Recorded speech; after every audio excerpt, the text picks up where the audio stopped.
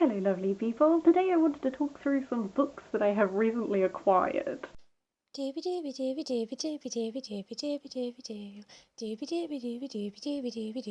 Sophie Vlogs. It's not quite such a mammoth haul as last time, but there are some really exciting books here, so I just wanted to briefly talk through them.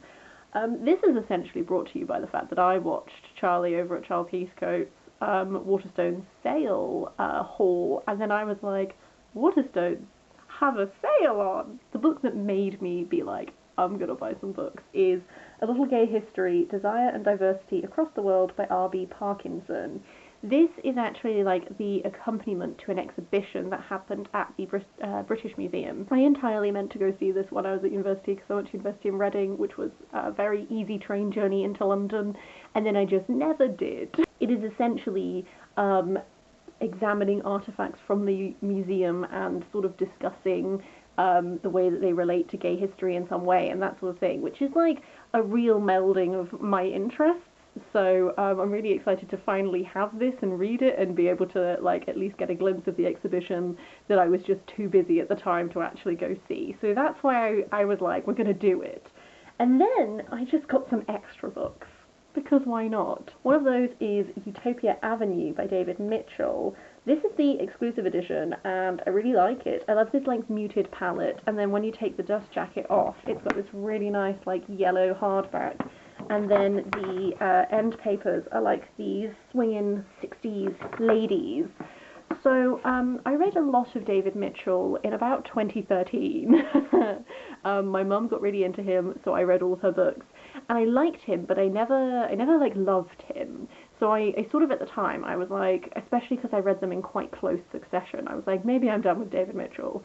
And then my partner recently read Cloud Atlas that I bought him literally 5 years ago, but he has now read. He doesn't read a lot of fiction. He's very much a non-fiction person, but he read it. And so we had these great conversations about it while he was reading it. And I was like, maybe I should give David Mitchell another go. And this is the one that interested me the most because this is set in the 60s and it's following this psychedelic band, sort of like this band that like burned brightly briefly, and it's like looking at that time and like guessing like the turmoil and that sort of stuff. There were talks of like a Faustian pact and that sort of thing. I like 60s and 70s music. I have a dad who is quite into psychedelic rock, so I thought that that might be a good like base point to give David Mitchell another go.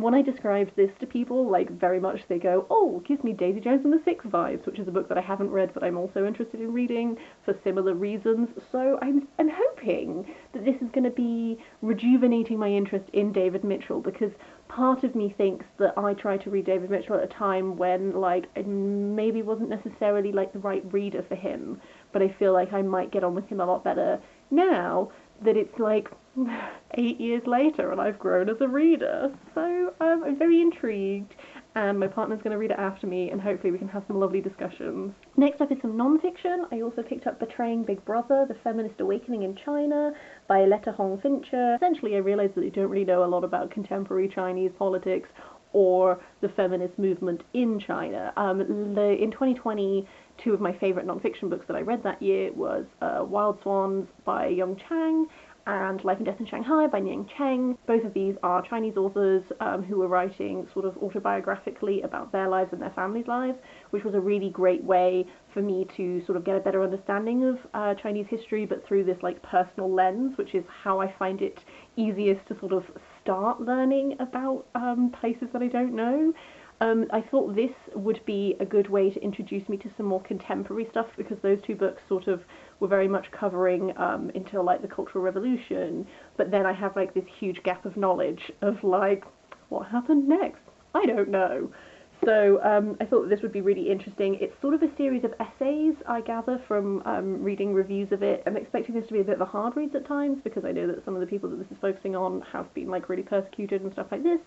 So definitely one to read at the right time, but one that I think is going to be very eye-opening and illuminating. I then reached a point where the cost of shipping was pretty much equal to the amount that I would have to pay in order to get free shipping.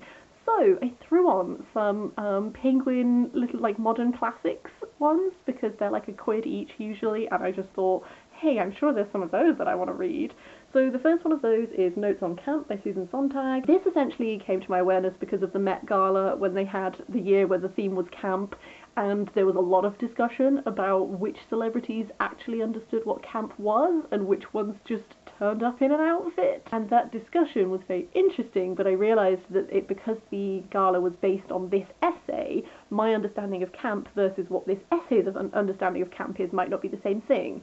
So it's an essay that I've always meant to read, and I'm going to be very interested to sort of just see what it's like as sort of an example of a piece of media. The other three I did not know about beforehand. I just think that they sound really interesting, so I'm going to read you just the tiny little summary on the back because I don't really know anything else about them. First of these is The Old Man of the Moon by Shen Fu. This is a moving 19th century account lost for many decades of a Chinese official's all-consuming love for his wife, which I thought sounded delightful. The Book of Tea by Kokuzo Okakura, which is described as a 1906 guide to the beauty of the tea ceremony, which is both a paean to the art of simplicity and a wry critique of the West's view of Japan, which sounded super duper intriguing. And then finally, A Cup of Sake Beneath the Cherry Trees by Kenko, which is Moonlight, Spring Blossom, A Woman's Hair. A medieval Japanese monk reflects on idle moments and life's fleeting joys. So I thought all of those sounded super duper interesting, and it was enough to get me free shipping, and I also get some interesting little reading material out of it, so I went for it. You may also have seen that I recently posted a video that was a series that I have started that I need to finish. That prompted me to buy one of the sequels. So this is The Slightly Alarming Tale of the Whispering Wars by Jaclyn Moriarty. The first book in this series is The Extremely Inconvenient Adventures of Bronte Mettleston. I said in that video I loved it so much. It follows Bronte Mettleston, who's been brought up by her aunt because her parents have been off having adventures, and then one day she hears that her parents have died, but they've left their will in this fairy cross-stitch pattern, which cannot be broken, and if it does get broken, then terrible things happen. And so essentially, it forces her to go off and have all of these adventures. But as she's having these adventures, whilst it initially seems like this thing that her parents have done in order to, get her to have adventures, you become aware that actually there's, this slightly bigger, overarching, thing that's happening. This is very much going to be picking up on where that book left off. This is a series that it really had all of those things that I love in middle grade, gorgeous imaginative ideas, so much heart at its centre, characters that I really fell for, and I really wanted to get this hardback version to match my hardback version, which is something for me because I normally do not care about these things, but I really love this cover. I think it's really gorgeous, and the back as well. I love these covers that when you've read the book you can read into what everything means, because currently it just looks delightful and I have no idea what any of it means, but I'm very excited to read it and find out. And yeah, this is a middle grade fave of mine, I think. Next up is a pre-order, which is also a new thing for me. I don't normally pre-order books, but I've pre-ordered 3 books this year so far, and it's all very exciting. So this is The Root of Ice and Salt by Jose Luis Zarate, which is translated by David Bowles. This is a queer gothic reimagining of Dracula. So it's following the captain of the ship that Dracula's coffin was in as he travelled over to England. And that was one of my favourite parts of reading Dracula, was essentially this ship appears and it has no crew on it, apart from one guy tied to the wheel, and they read the diary entries of the captain, and it's this deliciously sinister, the crew members are getting picked off one by one, he doesn't know what's happening, and I just thought it was one of the highlights of Dracula for me. I thought it was brilliant. This is focusing on the captain of that ship. He has all of these desires about the men on the ship that he dreams about that feel forbidden to him. He has the strange mystery of why is he being paid to transport big tubs of dirt? He doesn't know. And I'm expecting this to be gothic suspenseful. I don't know.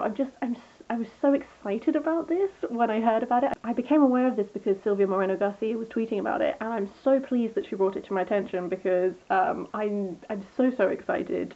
And I really can't wait to read this, and it's going to be a real priority for me. After that is a book that my partner got me for Valentine's Day, which is the day I'm recording this, hence my tiny little heart earrings. Very romantic of me to kick him out of the room so I could record. This is The Grass Dancer by Susan Power. This is such a beautiful edition. I just want to show you, as well as this gorgeous cover, there are these little illustrations on the back, and then if I take the dust jacket briefly off, there is also a little illustration embossed here, and I just think it's absolutely beautiful. Susan Power is a member of the Standing Rock Sioux tribe. This is set on a North Dakota reservation, and it follows two different timelines of what year? 1860s to the early 1980s. So it says, back in the 1860s, the handsome young ghost horse loved and lost the beautiful woman warrior Red Dress. As their spirits search to be reunited, so too do they shape the fate of their descendants, Charlene Sunder and Harley Wind Soldier, who must strive to discover the secrets of their families and tribe in order to understand the profound and unforeseen consequences of their ancestors' actions.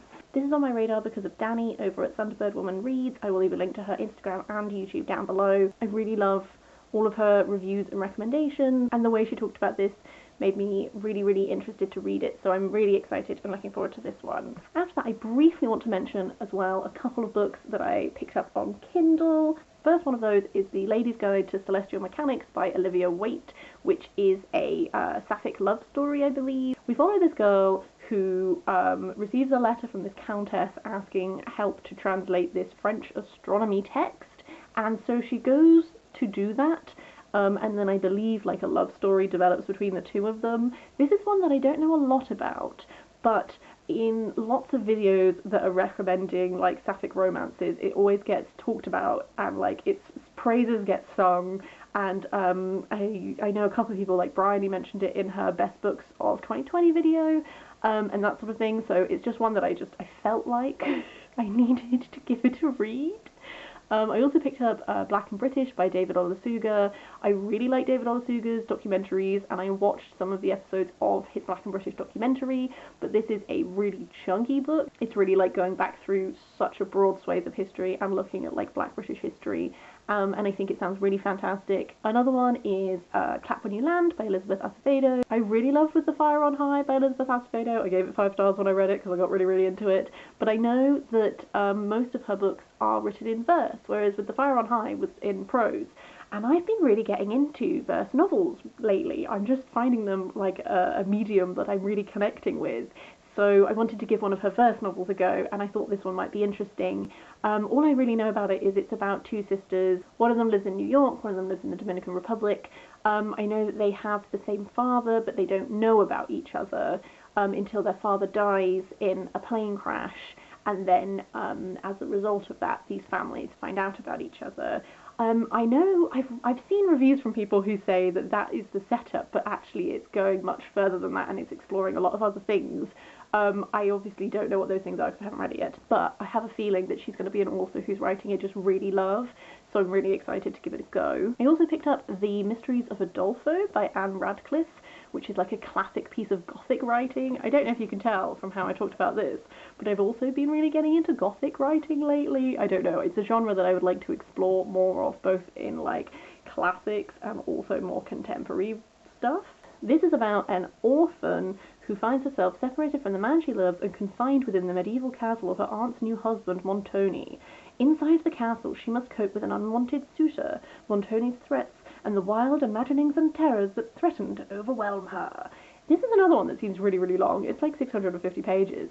So I'm hoping it's going to be like 650 pages of like suspense, drama, all of this stuff. I'm really excited to give it a go because I feel like a lot of the Gothic reading I've done has been quite male dominated, like authors, and I would really like to try some women's Gothic fiction just as a go. The contrast with the drama of that one. I also picked up As You Wish by Cary Elwes, which is him writing about filming The Princess Bride. I really like Princess Bride. It's a film that I grew up watching as a kid. I know its humour is not for everyone, but like I really liked it and I really liked the book too. So this is just a non-fiction that I thought would be really fun and interesting, just to sort of like get a better understanding of like what that filming experience was like, and you know, that sort of thing. And then finally, I also picked up Do You Dream of Terra 2 by Temi, which is a sci-fi novel, and I realise that I keep saying that I love sci-fi, but I actually don't read that much sci-fi, so I'm attempting to change that. But I know that there is this planet, this Earth-like planet has been found, and so this crew sets off to go there, and there are a couple of people who are like veteran space, I was going to say veteran space people, astronauts is the word. Most of the crew are 16-year-olds who have been training for this all their lives because it's going to take 23 years to get to that planet. And if anything goes wrong, no one can help them. I have a feeling things are going to go wrong. I've heard really great things about this, and I'm really interested to see, like, what is going to happen. So yeah, that's it. Those are all the books I wanted to talk about. As per usual, I would really love to hear if you've read any of these, what your thoughts were, all of that. Please do leave a comment down below. It brightens my little day. But yeah, I hope you've been having a really lovely time, and I'll see you next time for something different.